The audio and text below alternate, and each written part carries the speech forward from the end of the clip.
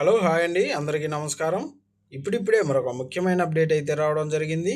అదేమిటంటే ఆశా వర్కర్లకు సీఎం చంద్రబాబు వరాలు అంటూ ఇప్పుడిప్పుడే మరొక ముఖ్యమైన అప్డేట్ అయితే రావడం జరిగింది.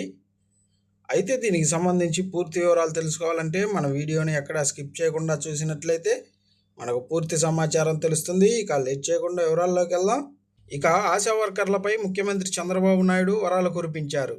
ఆశా వర్కర్లకు ఎన్నికల్లో ఇచ్చిన హామీలను అమలు చేయాలని నిర్ణయించారు సీఎం. ఇందులో భాగంగా ఆశా వర్కర్లకు మొదటి 2 ప్రసవాలకు 180 రోజుల వేతనంతో కూడిన ప్రసూతి సెలవు మంజూరు చేస్తూ నిర్ణయం తీసుకున్నారు.